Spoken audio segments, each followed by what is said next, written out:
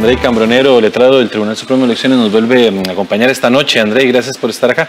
Buenas noches y muchas gracias por la invitación. Por supuesto, nos vamos a referir al tema que presentábamos en la nota anterior. Andrei, un punto importante, el tribunal reconoce el carácter vinculante de la consulta que se le hace a la Corte Interamericana de Derechos Humanos. Cuéntenos un poco por qué es que el Tribunal Supremo de Elecciones entiende como vinculante esta consulta. Bien, el tribunal, a partir de precedentes de la propia Sala Constitucional, estableció, así como de acuerdo con la jerarquía que tiene el derecho internacional de los derechos humanos en nuestro ordenamiento jurídico, pues estableció justamente que lo resuelto por la Corte es vinculante, aunque no se trate de un caso contencioso en el cual no hubo una demanda o no hubo pugna, sino que fue más bien a solicitud o a petición del Estado a aclarar ciertas interrogantes. Históricamente se ha reconocido esos pronunciamientos como obligatorios para el país y en ese entendido el tribunal lo ha señalado. Ahora bien, hay que también comprender que esa obligación es para el Estado de Costa Rica. Hacia afuera sí somos una unidad, somos el Estado de Costa Rica, pero lo interno somos una complejidad de instituciones, cada una con sus competencias, sus facultades, sus atribuciones, y a la luz de lo que corresponde al registro civil como una dependencia del tribunal, pues los dos grandes temas que se abocó a conocer la institución son justamente el cambio de nombre por identidad de género autopercibida y el eventual procedimiento para la inscripción de matrimonios entre personas del mismo sexo. Don Andrei, ¿en qué cambia? Porque evidentemente uno antes podía cambiarse el nombre, ya era una regulación que existe. ¿Cuál es la diferencia con este cambio de la normativa? Eso es importante. En el pasado la única vía para hacerlo era la vía jurisdiccional, había que acudir donde el juez civil para que uno se le autorizara ese cambio de nombre, se emitía una sentencia, esa sentencia era la que se inscribía en el registro.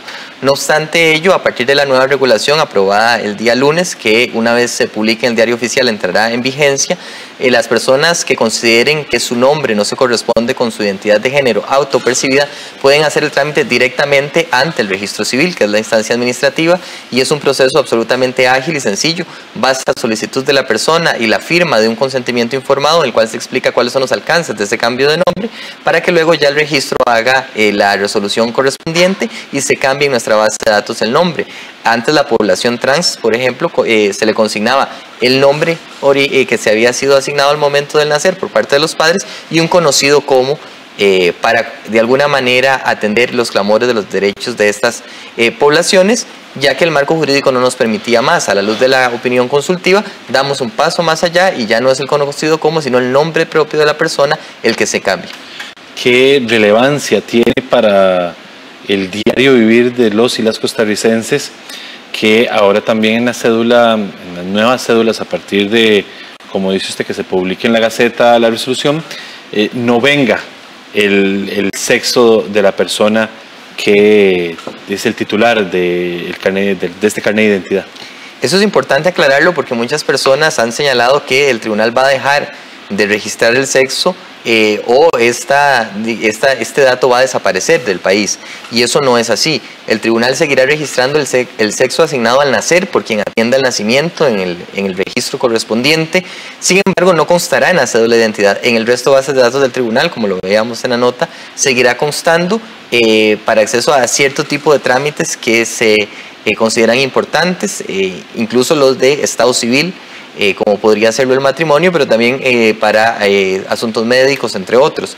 Sin embargo, se elimina de la cédula de identidad en virtud de alguna manera quitar la estigmatización que podría generarse, ya si le estamos quitando el conocido como y pasándolo al nombre, ¿verdad? Que luego no se utilice al realizar un pago en un restaurante, en un comercio, o cuando le piden identificarse en alguna institución, que la cédula diga un nombre que no se corresponda culturalmente con la asignación de sexo que estaba al dorso. Esta eliminación es paulatina por dos aspectos fundamentales. Primero, nuestra Dirección de Estrategia Tecnológica es quien administra el software sobre el cual se imprimen las cédulas de identidad, pero también hay un contrato de mantenimiento con una empresa que luego de los procedimientos previstos en la legislación de contratación administrativa resultó adjudicataria, de forma tal que debemos coordinar con ellos los cambios que se hacen en los comandos para la impresión.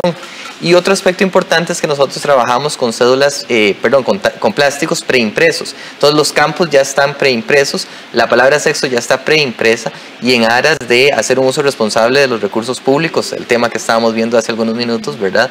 Vamos a agotar las existencias, vamos a agotar ese stock, pero cuando se modifica ya el sistema va a aparecer sexo y el espacio en blanco mientras agotamos ese lote. Una vez que se agote, pues adquiriremos ya nuevos sustratos que no tengan la indicación de esa palabra sexo. Para el resto de cuestiones, pues sí continúa en nuestros registros públicos. Precisamente era eso lo que le quería consultar. Parte de los reclamos que hemos visto el día de hoy, después del anuncio del tribunal, es que es como una medida a medias, por el que lo que se elimina es en la cédula, pero no es sexo registral. O sea, usted se mete a la página del Tribunal Supremo de Elecciones o del registro y ahí va a ver el sexo al nacer de la persona. Eso no se puede cambiar, o aún no se puede cambiar. Tal vez, como lo hablábamos fuera de micrófonos, ¿cómo se hace en otros países en situaciones similares? Bueno, la legislación en otros países es diferenciada, desde países que no tienen ningún tipo de medida, ¿verdad? Y eso es importante resaltar, que Costa Rica en 4 meses, un poco menos, ha cumplido, entiende el tribunal, en lo que le corresponde esta opinión consultiva. Y recordar que es un contexto complejo, porque veníamos de una elección a 2 vueltas que ocupó al tribunal y a su personal, y paralelo a esto se trabajó el análisis de la opinión consultiva. Sobre lo del sexo, es que el sistema registral costarricense lo que requiere inscribir, según la legislación, es el sexo asignado al nacer. Y ese sexo asignado al nacer se corresponde con los caracteres biológicos de la persona, ¿verdad? Si nosotros tuviéramos otro sistema registral, por ejemplo, en el cual se anotara el género, sí podría hablarse de un eventual cambio. No obstante ello, nuestro sistema responde pues a otro dato. Muy bien, vea, yo tengo aquí un dato, Andrei. Dice la Iglesia Católica, dice que esta resolución se aleja del bien común para favorecer indebidamente a sectores sociales y genera el comunicado de la Conferencia Episcopal, ¿verdad? Por supuesto que genera reacciones, o sea, no solo ha habido reacciones, como lo veíamos en la nota, respecto a los grupos directamente involucrados, como la población LGTBI, sino que grupos como la Conferencia Episcopal se expresan, digamos, se pronuncian en contra de la resolución y tiene un efecto social, ¿verdad? Entonces conlleva también una posición por parte del Tribunal Supremo, no a la posición de la Iglesia Católica, tiene su posición, tiene derecho a tenerla, sino al efecto social que ésta debe tener. Es una resolución basada en criterios técnicos, y yo quería que usted me hablara al respecto relativo a esto, a posiciones de instituciones fuertes como lo son la Iglesia Católica respecto a un criterio técnico que se aplica. Bueno, el tribunal, no de ahora, sino históricamente, en los procesos electorales, que es donde mayor participación hay en cuanto a la visibilización del trabajo cotidiano de nuestra institución, ha sido firme, ha sido directa en señalar que no entra a dialogar o a discutir con otros grupos sociales que tienen todo el derecho, como usted lo señala, a expresar su posición en favor y en contra de las resoluciones, no solo del tribunal, sino de todas las instituciones públicas. Eso es parte de vivir en democracia, es parte de la libertad de expresión, así lo entendemos. Lo que sí es importante para nosotros es que se comprenda cuáles son los alcances de la medida. Como lo hemos ya conversado, el sexo se sigue registrando en la base de datos de nuestra institución, pero además también se han oído clamores de una eventual vulneración al sistema de seguridad registral u otros, lo cual no es cierto, ya que nuestro sistema se basa en ese número único, que es el número de cédula, que nos acompaña desde que nacemos hasta que morimos y hasta más allá, porque no se le vuelve a asignar a ninguna otra persona ese número, y eso es lo que nos permite identificarnos. Cualquier trámite que usted realice le van a pedir siempre su número de cédula, y es a partir de ese número de cédula, que es único y que no varía al cambiar el nombre, que nosotros aseguramos que los datos y la identidad de las personas es la misma. Tanto es así que el asunto de cambio de nombre no es nuevo, como ya se señalaba, pero también cuando se da una adopción, incluso o un reconocimiento de personas ya mayores, pueden cambiar sus apellidos, pueden cambiar el nombre, sus apellidos de manera global ambos, pero su número de cédula se mantiene invariable, de forma tal que podemos asegurar que es la misma persona, frente a algunas dudas que se habían generado sobre este tema. Y vinculado siempre también a características como son las huellas digitales, ¿verdad? Y otras características que nos acompañan siempre. Sí, de hecho, el sistema, digamos, de registración contempla en la cédula de identidad algunos rasgos biométricos, como se los llama, como la huella de identidad, que está en la base de datos y, por ejemplo, ya a nivel de servicios, algunas entidades bancarias y otras instituciones han entablado relaciones comerciales con el tribunal del sistema BIT, que es un sistema a partir del cual uno con un lector de huella digital, la persona llega, pone su huella digital y se corresponde con la cédula y eso hace match y se le presenta en la pantalla a la persona. Don André, quienes no están muy a favor de matrimonio igualitario y todas estas situaciones de derechos humanos mencionan que con esta resolución o este anuncio que hace el Tribunal Supremo de Elecciones se abre un portillo para el matrimonio igualitario. ¿Qué tan cierto es esto?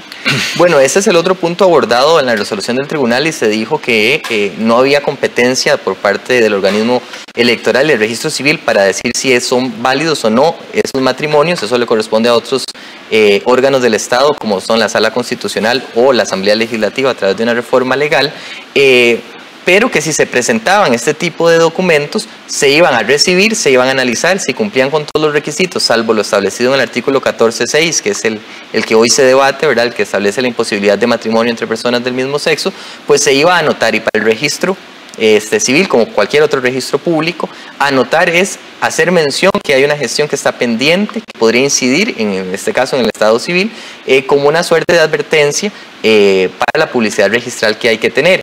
En el caso de este comentario que se hace sobre la apertura de un portillo, esto no es así, porque en el caso de que se presentara un documento de estos, como le digo, va a pasar por un proceso de calificación el documento. En ese proceso de calificación vamos a revisar los sexos que están registrados en nuestra base de datos y seguirán estando allí, y si encontramos que la unión es entre dos personas del mismo sexo, pues aplicamos lo ya dispuesto, que es la suspensión de la inscripción hasta que no se pronuncie la Sala o la Asamblea Legislativa.